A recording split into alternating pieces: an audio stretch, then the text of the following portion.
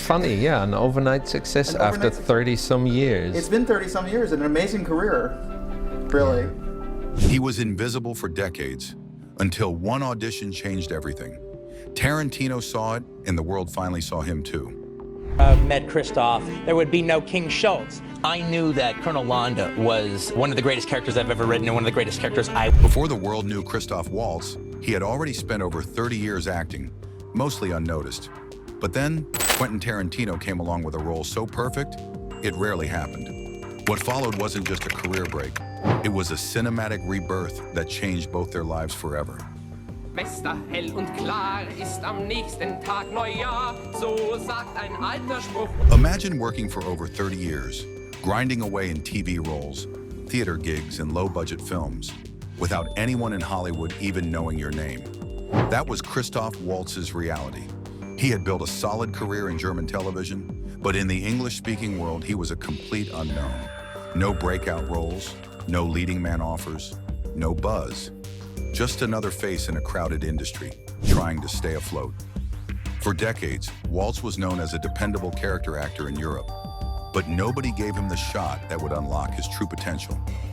Landa, da sind Sie ja.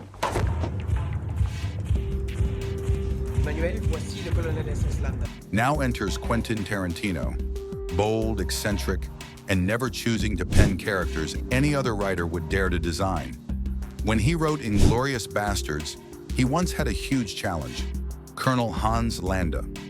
Landa was not a simple villain. Instead, he was a guy who could be charming and scary at the same time. Most importantly, he was a linguistic genius. He was fluent in at least 4 languages: German, French, English, and Italian. Tarantino said that he'd created what he thought was one of the finest characters he'd ever made. But there was nobody in the world man enough to tackle the part. He auditioned actors across Europe, especially Germany, and none of them felt quite right. Time was running out. At one point, Tarantino straight up told his producers, "If we can't find Landa, I'm not making the movie." That's how crucial the role was. He was ready to shelve the entire project until Christoph Waltz walked in. Dieser Rolle zu sein. Also, wir verfangen uns wieder in dieser Diskussion, die ich... Waltz didn't just read lines, he became Landa. In a single audition, he went from French to English to German to Italian without breaking character once. He wasn't performing, he was embodying this terrifyingly charming man Tarantino had created. Tarantino and producer Lawrence Bender sat there, jaws on the floor, completely stunned. When the audition ended, Waltz humbly thanked Tarantino and left the room like it was just another day. But inside, Tarantino and Bender were electric. They high-fived right there and then. Tarantino turned to him and said, "We're making a movie." That was it. Landa had been found, and not just found, but perfectly cast. Tarantino would later say that if Christoph Waltz hadn't shown up, there would have been no Inglourious Basterds. That's how irreplaceable he was. We walked out of the room and we just high-fived each other. I remember thinking, we're making a movie. As soon as Christoph Waltz walked out of the audition room, there was a long pause. Then Tarantino looked at producer Lawrence Bender, and without hesitation, they high-fived. That wasn't just a celebration, it was a sigh of relief. Tarantino famously said, "We're making a movie." Because up until that moment, the movie was on the edge of falling apart. They finally had their Hans Landa. It was like the entire puzzle finally made sense. And the person who had been ignored by the industry for decades had just unlocked the key to one of the most iconic films of the decade. Whatever actor I cast to play this has to be as much of a linguistic genius as Landa is. The Führer couldn't have said it better. What made Waltz's portrayal of Landa so unique wasn't just the accent or the smug villainy, it was the language. Landa didn't threaten people with guns, he did it with words. Waltz explained that Landa was a linguistic genius, and that wasn't just a detail, it was the weapon he used. And that, Waltz said, is exactly how Quentin Tarantino writes.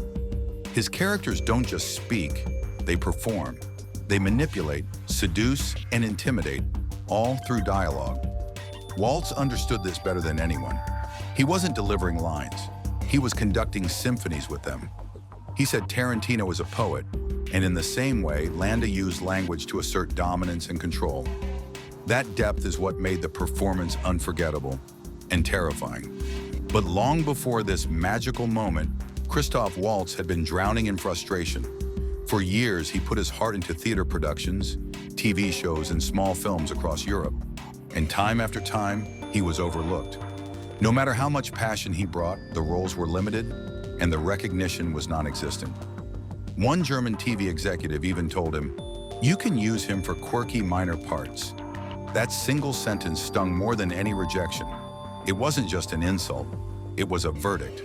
Waltz said it made him lose faith, not in acting, but in whether anyone would ever take him seriously. He kept working, but deep down, it was a slow burn of creative disappointment. Waltz shared another moment that shaped his view of the industry. Years ago, he had a meeting with legendary casting executive Jean Dalrymple. She looked him in the eye and said, "You're a fabulous actor, but nobody gives a bleep." That hit hard, but it was also the truth. She told him that what mattered in Hollywood wasn't talent, it was connections.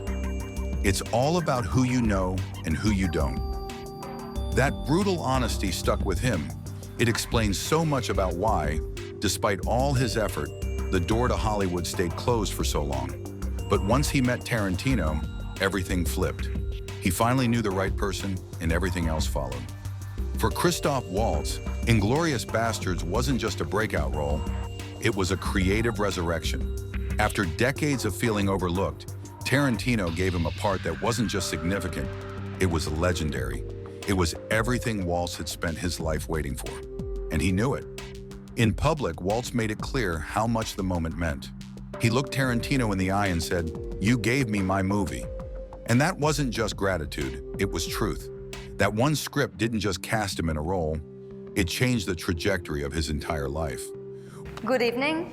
The first award of the evening is for Best Supporting Actor. I know that the longer I'm up here and the longer I spend. Waltz's chilling performance as Hans Landa earned him his first Academy Award. Critics called it magnetic, elegant, and terrifying. Audiences couldn't get enough of the way he weaponized politeness and intellect. Every word, every pause, and every smile had power. And while the award had his name on it, everyone knew Tarantino was the spark behind it. This wasn't just about winning gold. It was about Hollywood finally seeing what Europe had missed for 3 decades. Tarantino didn't just cast a villain, he launched a legend, and the world finally took notice. After the wildfire success of Bastards, Tarantino didn't hesitate to call on Waltz again. This time, it was for a very different role. Dr. King Schultz in Django Unchained. But instead of making an offer over the phone, Tarantino invited Waltz to his house. There was no formal pitch, just 20 pages of script on the table. "This is why you're here," Tarantino said. And with that, Waltz began reading. Slowly, Tarantino continued feeding him more pages over the next few weeks until the full vision of the role came together. Waltz says there was never a moment when Tarantino said the role was for him. It was more like a silent conversation through the page. Each new scene Waltz read gave him more clarity. He began to realize, this wasn't just a script, it was an invitation. Tarantino was quietly, intentionally crafting this character with Waltz in mind.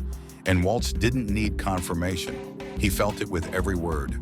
As he turned page after page, the message became clear. You're the one. Feel like it's a rebirth or a new... Yes, absolutely. It is. I was slaving in the theater for years on end, TV. Unlike the manipulative Hans Landa, Dr. King Schultz was noble. A bounty hunter, yes, but a principled one. Waltz described him as someone who brings light into the dark.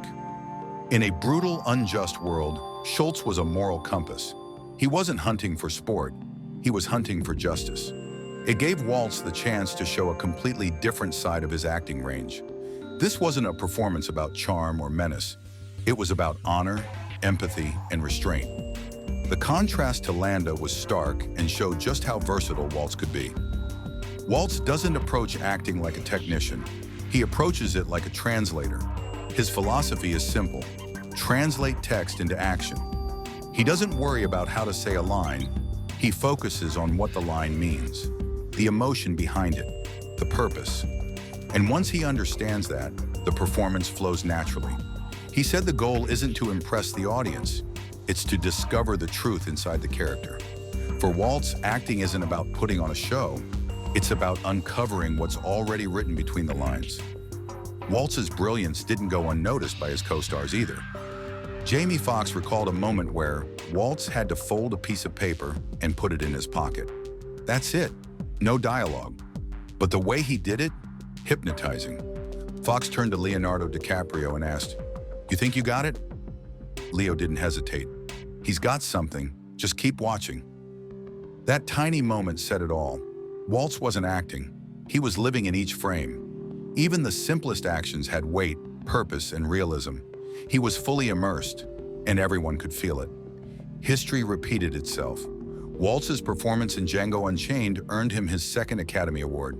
And once again, he stood on stage not just as an actor, but as a symbol of what belief and opportunity can do. In his speech, he made it crystal clear who made it all possible. Why I get to stand here is no mystery, because it says so at the very beginning of our movie. Written and directed by Quentin Tarantino. 2 unforgettable roles, 2 Oscars, and 1 director who saw what no one else did. Christoph Waltz, Django Unchained.